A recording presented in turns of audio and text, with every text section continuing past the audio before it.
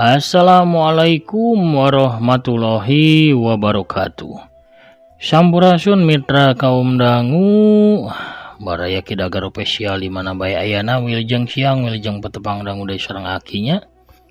Di acara anu maneuh nyaeta dongeng Sunda ti kandaga kidagar spesial YouTube.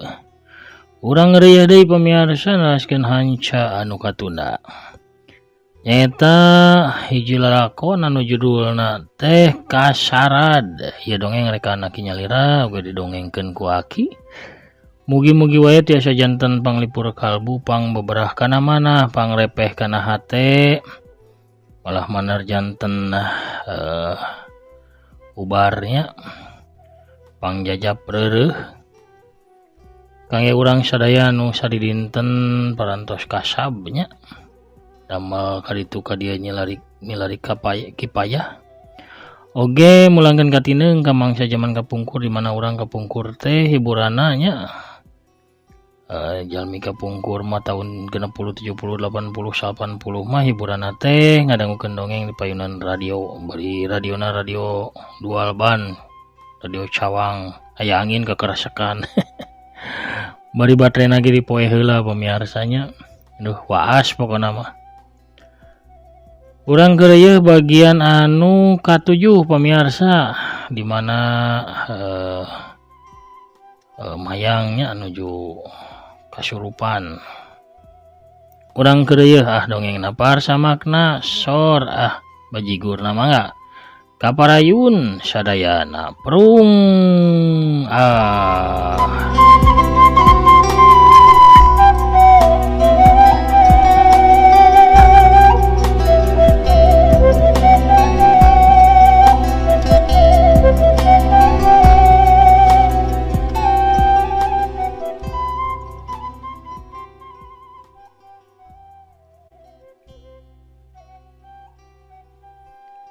Mayang undur-unduran bari paromana kawas nu sieun, tapi panonna mah tetep molotot galak ka Bah Juhri. Sedengkeun Bah Juhri terus kunyam-kunyam mepatkeun jampena tuluy niup deui ka arah beungeutna mayang. Fuah sia, fuah. Ayo cawat. Mayang arum ngoceak tuluy berengbeng lumpat naik kana tangga nuju ka kamarna. Bah Juhri gancang ngudag dituturkeun ku Arsad jeung Mang Syarip. Mayang asup ka jero kamar Bah Juhri jeung Arsad nuturkeun asup ka kamar sedengkeun Mang Syarip ngajaga di lawang panto. Gancang sarua ti jero waruga eta awewe. Cawa anjeun bakal dimusnahkeun ku kula.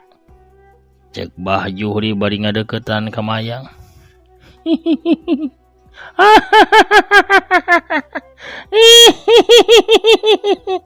Ulah wel campur kana urusan kuring anjeun aki-aki peot. Cek mayang bari ngapurileng awak panona. Tapi ka katempo bodas kabeh. Anjeun anu geus salah. Anjeun geus beja alam kunyaon masih nyampuran kana urusan dunia. Mulang sia ka alam anjeun. Sataua deui kumawani ngaganggu ka kulawarga. Tema Bah Juhri bari maju sarta langsung niup deui ka arah mayang. Mayang ngacerit tarik terus awakna mundur tepi ka adak kana tembok kamar. Bah Juhri terus kunyam-kunyam mapatkeun jampena seor gelebug kuprak jandela kamar goloprakan. Deng dong jam dingding anu ngadaplok dina tembok ngadadak disada padahal jarum jam karak nunjukkeun pukul 8 kurang saparapan.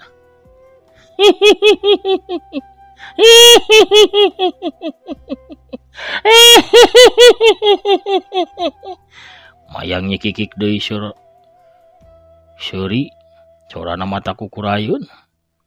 Dua leungeun mayang ditempelkeun kana tembok disatukangeun dirina kitu oge sapasang sukuna. Karayap mayang teh ngarayap naek kana lalangit kamar kawas cak-cak. ngagunakeun leungeun jeung sukuna bari terus-terusan nyikikik seuri. Sirahna mah terus malik ke arah Bah Juhri anu terus-terusan babacaan. Ayeuna mah bari meuremkeun panona.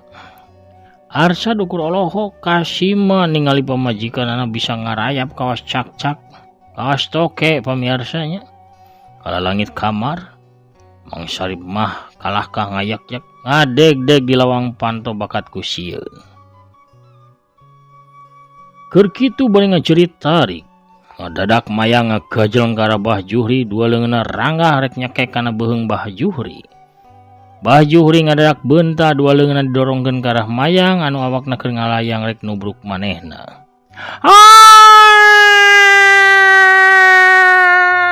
Mayang ngoceak mani panjang. Awakna macreng ka tukang tibebeut ka luhur ranjang. Bah Juhri maju terus kadenge gegerendengan maca jampe tapi teu pati jelas naon anu digeredengkeunana. Tapi sekali-kali diselangku niup ke arah mayang atau mayang adug-adugan di luhur ranjang beri jejeritan. Saterusna ditungtungan ku ngajerit tarik, panona ngaburi deui. Beuki teu katempo, hideungna bodas sakabehna. Awakna kakajetan tuluy rangkeng mani ngajengkeng. Bah Juhri niup deui ka arah sirah mayang. Fuah, kulapes. Sirah mayang ngulapes panona peureum awakna oge ayeuna mah ngalempreh. Mayang harita katempona kawas anu kapiuhan.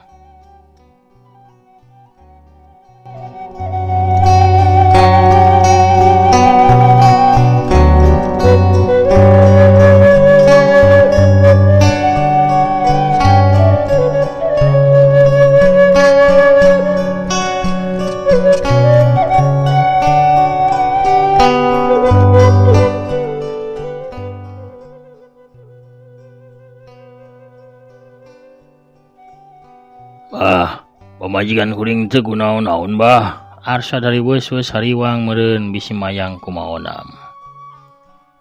Cenyang Farsad, ibu mah teu kunaon-naon. Alhamdulillah, jurigna tos kaluar tina badan ibu. Tapi teu acan aman ieu ceh. Teu acan aman? Teu acan aman kumaha bah? Arsad penasaran. Sawaktu-waktu eca arwah marakayangan, arwah kasarad bisa balik deui sarta nyurup deui ka ibu. Waduh, terus kumaha tuh bah? Saya jalan sejen. Eca arwah kudu dicerek, kudu ditewak Farsad. Wapang newakeun atuh bah sakantenan. Nya-nyakeun. Engke urang tewak wabah. Tapi lain ayeuna waktuna. Sawancara mah manehna moal wakawani ngadeukeut ka dieu. Mang Sarip, abah minta ciherang sagelas mah. Cek Bah Juhri minta ciherang ka Mang Sarip. Samohon mah sakedap.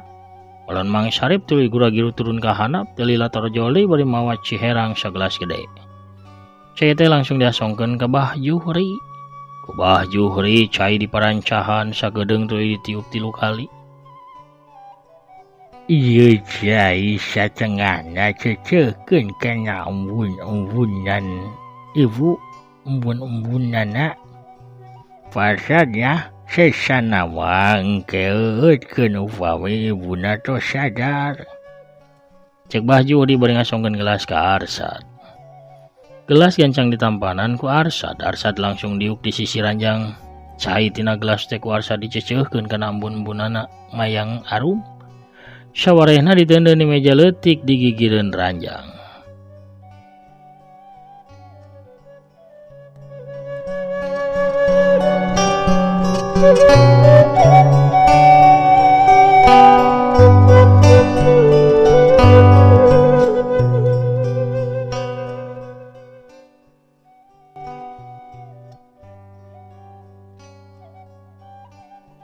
Keun sinya reureuh karunya warugana pasti capek ka tidak, cek Bah Juhri. Bah Juhri Arsad jeung Mang Sarip turun ka rohangan tamu. Tiluan yuk ngariung deui di rohangan tamu. Bah, tadi saur Abah ayeuna mah sanes wancina kangge newak eta arwah. Na iraha tu wanci anu pastina teh Bah? Tanya Arsad ke Bah Juhri. Cengah peuting di malam Jumaah Kliwon Farsad. Jumaah Kliwon masih 10 dinten deui atuh Bah. Ya, ke malam Jumaah Kliwon Abah bakal ka dieu deui. Dikeun nyewa eta arwah. Sabab Abah boga firasat manehna masih nyeuteuli, masih penasaran pisan. Pikeun ngaganggu kulawargana Pak Arsad. Aha kedah malam Jumaah Kliwon Bah. Sabab arwah jeung bangsa lembut puncak kakuatanana aya di malam Jumaah Kliwon.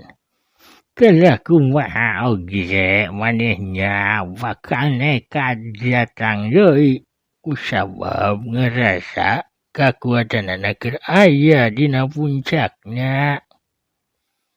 Terus kumaha isi abdi bana moalna naon? Moal tenang we, moalnya nyaon da ku Abah ge geus dipageran, geus dijampe. Sanggeus ngobrol sakedeung Bah Juhri teh akhirna mah amitan pikeun mulang ka Cililin. Atuh Mang Sarip jeung Asep nganterkeun Bah Juhri mulang ka Cililin bari teu poho ku Arsad di keupelan amplop.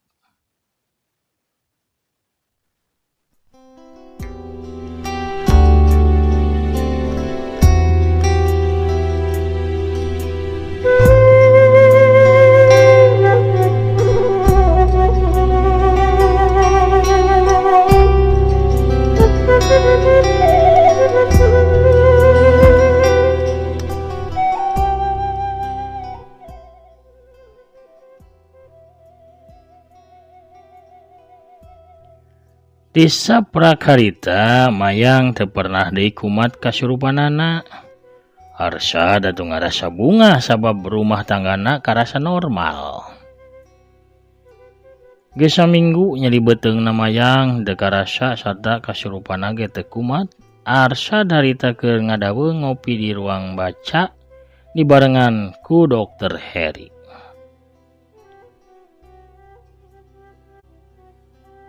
Pemirsa sadayana ulah hilapnya ieu dongeng dialpukan ku afiliasi di Shopee Surang Lajada. Sakur sadayana kanca warga Kidagar Official baraya Kidagar Official di mana bae ayana. Anu remen atanapi anu sok ulah galeuh online nya di aplikasi Shopee atanapi Lajada mangga tiasa balanjana ngalangkungan produk-produk nu aya di dongeng Aki. Kantun diklik we salah sawios produkna pamiarsanya bade nu mana bae oge klik saparana salebet ka Shopee atanapi Lazada mah pamiarsa tiasa ngagaleuh naon bae oge bebas nya teu kedah iket teu kedah kaos atanapi teu kedah buku dongeng Sunda tiasa ngagaleuh naon bae oge kaperyogian pamiarsa. Kugulah galeuhna pamiarsa ngalangkungan link atanapi produk nu aya di dongeng Aki. Sami sareng ngabantos kana kamajengan ieu channel hatur nuhun kana perhatosanana oge hatur nuhun kana rojonganana anu tos balanja kitu deui anu teras ngarojo ngalangkungan dongeng Aki. Urang geureuyeuh dongengna.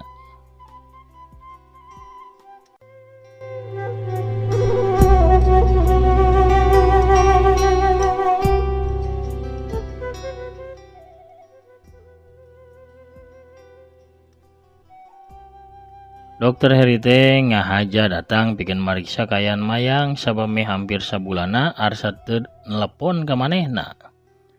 Biasana mah unggal minggu ge atawa saminggu sakali. Nya sagancangna 5 poe sakali mah Arsad teh nelepon ka Dokter Heri lamun mayang keur kumat. Kumaha halusna? Nah halus terapi psikiater batur kuring teh sad? Tanya Dokter Heri ke Arsad. Anu Paromana teu katampo alum cara biasana. Isu karita mah Arsad teh katampo marah mah sarta bukna ge baseuh urut kuramas. Teu aya pangaruh naon-naon dok hasil ti psikiater mah. Geus aya kana 4 kalina terapi tapi taya kamajuan. Mayang tetep remen ngagerbeg kasurupan jadi Syaripah. Malah mah psikiaterna ge rada taakeun. Sabab ceunah kajiwaan Mayang teh da teu naon-naon, teu aya gangguan sadayana ge normal. Kitunya Dokter Heri Kerung. Tapi kunaon anjeun kalah katampo kumira? Sad teu kawas biasana geuning. Sabab geus saminggu ieu Mayang teh teu kumat dok. Kuring teh nyobaan alternatif sejen dok. Alternatif sejen kumaha ieu teh? Ganti psikiaterna maksudnya teh? Lain dok, tapi ganti metode. Kieu dok, darak-dak bae. Arsad nyaritakeun ngeunaan Mbah Juhri anu ngubaran Mayang. Dan sad anjeun, tapi kapercaya kana tahayul samodel kitu?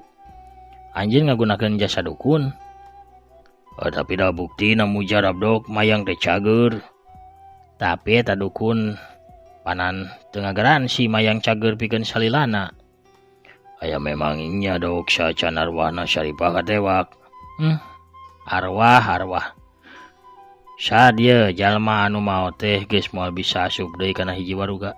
Lamun manehna bisa asup deui mah atuh pastina mah manehna bakal hirup deui asup deui we kana layonna. Boro-boro ngaganggu ka jalma hirup manehna ge boga urusan di alam barjah teh. Tapi cenah ceuk Mbah Juhri ku sabab Syaripah teh maotna bunuh diri sada mawa dendam jadi arwahna teu ditarima ku langit jeung bumi. Kasyarat teh ngaranna alias marakayangan. Sad ya anjeun teh jalma pinter, intelek, jalma berpendidikan manya atuh percaya kana hal-hal anu kitu. Tapi buktina Mayang cager ku metode kitu teh dok. Nya, tapi cagerna teu permanen ukur sementara waktu. Sabab eta teh hipnoterapi katelahna. Ke. Maksud dokter teh hipnotis. Nya, Mbah Juhri ngahipnotis anjeun jeung Mayang sangkan ngarasa cager, taya masalah. Sakabena beres roes. Tapi dah dok, kuring deh nyaksian sorangan sewaktu Mayang ngarayap kana lalangit timah kawas toke, kawas cak-cak.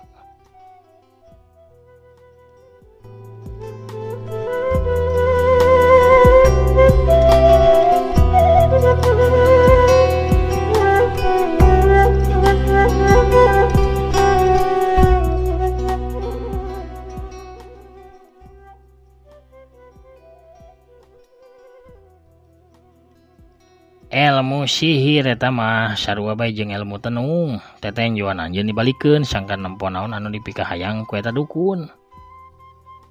Ngadenge caritaan Dokter Heri Arsad teh ngahulang hatena mimiti kepangruahan ku caritaan Dokter Heri. Kieu we atuh dok lah. Ke malam Jumaah Kliwon 3 poe deui yeuh ti ayeuna. Dokter peuting-peuting wayahna ka dieu. Emang naya naon gitu sad? Mbah Juhri peuting Jumaah Kliwon rek ka dieu. Pikeun newak arwahna Syaripah. Edan. Bener-bener edan. Keur gunam catur kitu. Trok. Panto aya nu ngetrokan atuh duaan carengkat neuteub ka arah panto. Aya torojol teh si horeng datang saurang awe tengah tuh di samping jangkung make kabaya beureum. Dengan kencana ngelek boboko sedangkan lengan katuhuna nyekla nyiru anu disuhun dina luhur sirahna. Punten cologog ieu. Dokter sareng Pak Arsad nya. Da kumaha atuh ku kabutuhan kajurung ibi teh ye. Wayahna nya diborong tah dagangan ibi ieu. Bade ieu teh acan medicure pedicure ieu teh.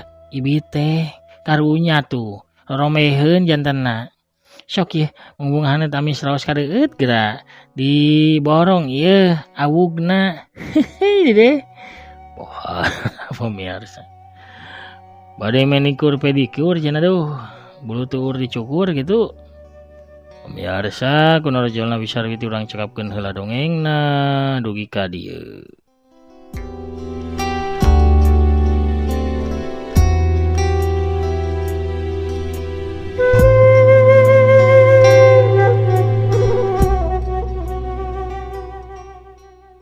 Lalampahan Arsa Dr. Heri Bah Juhri jeung Mayang Harum dina lakon Kasarat bagian ke-7 cak urang teuneun dihaneuleum sieum gesan sampeureun urang tuna dihanjuang siang gesan alaeun urang sampeurdeung ke di bagian anu salajengna.